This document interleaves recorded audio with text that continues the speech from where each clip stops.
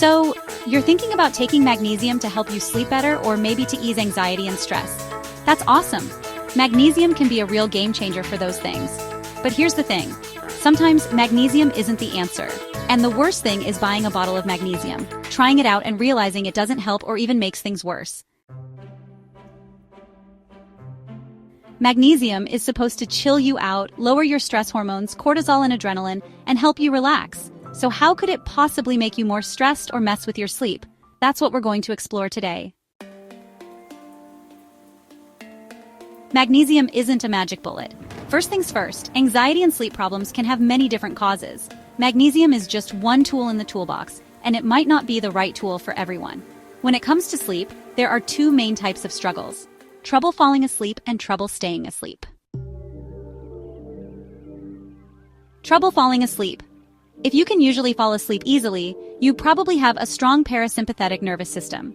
This is the system that helps you relax and drift off into a deep, restful sleep. It's especially important for the first part of your sleep, when you get that deep, restorative sleep.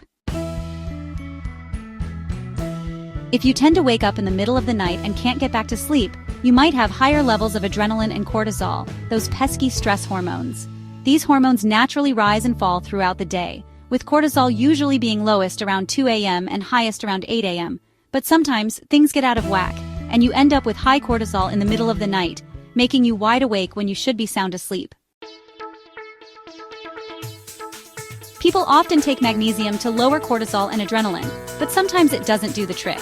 This could be because the root cause of your high cortisol isn't a lack of magnesium. Testing for magnesium deficiency is tricky because most of your magnesium, about 99%, is inside your cells, not in your blood. A blood test might not show a deficiency unless it's really severe. What to do when you can't fall asleep? If you're lying in bed, staring at the ceiling, and just can't seem to fall asleep, here are some things to consider. Diet. Are you eating lots of leafy green vegetables? They're packed with magnesium. Other good sources include almonds, pumpkin seeds, and even dark chocolate. On the other hand, if you eat a lot of refined carbs like sugar and white bread, those can actually deplete your magnesium levels. Stress. If you're stressed and not exercising, that can definitely mess with your sleep. Exercise, especially physical work like gardening or yard work, can help a lot. It not only helps you burn off energy, but also takes your mind off your worries. Vitamin B1. If you're low in vitamin B1, you might find it hard to turn off your mind and relax. You might lie in bed, thinking and problem-solving, unable to quiet those thoughts. Make sure you're getting enough B1, and choose a natural form if you're taking a supplement. Melatonin. While melatonin supplements can help you fall asleep, they're not as good at helping you stay asleep. Instead of taking melatonin, try addressing the reasons why you might not be producing enough naturally. One factor is blue light exposure from screens. Darkness and certain types of light, like infrared light, can help boost melatonin production. Spending time outdoors in the sunlight can be really helpful, especially in the winter. You can also try using a sunrise alarm clock or full-spectrum light if you spend a lot of time indoors. Vitamin D. Some people find that taking vitamin D before bed improves their sleep. Remember, vitamin D and magnesium work together, so make sure you're getting enough of both. Fasting. If you're new to fasting and go to bed hungry, that can sometimes interfere with sleep.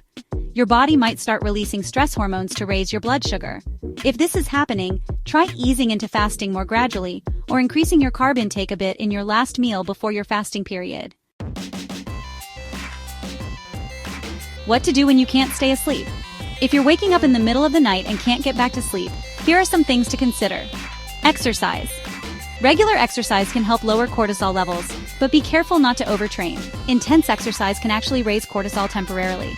Aim for a balance of intense workouts and rest days. Long walks.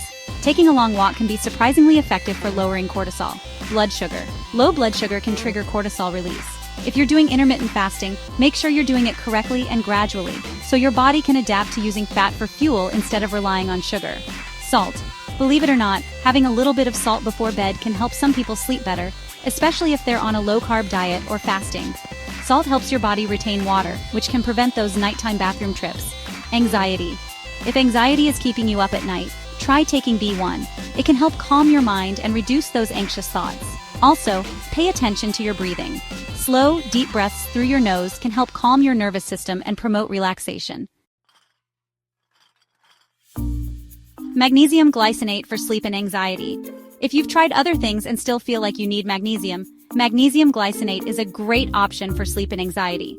The glycine part of this supplement is an amino acid that has calming effects. Take it about half an hour before bed. Other forms of magnesium, like citrate, oxide, or carbonate, aren't absorbed as well and might not be as effective. Glycine, a calming amino acid. Glycine is a real MVP when it comes to relaxation and sleep. If you're interested in learning more about it, I've made a separate video about glycine that you can check out. Remember, magnesium is a powerful tool, but it's not the only solution. By addressing the root causes of your sleep problems or anxiety, you can find the relief you need and finally get a good night's rest.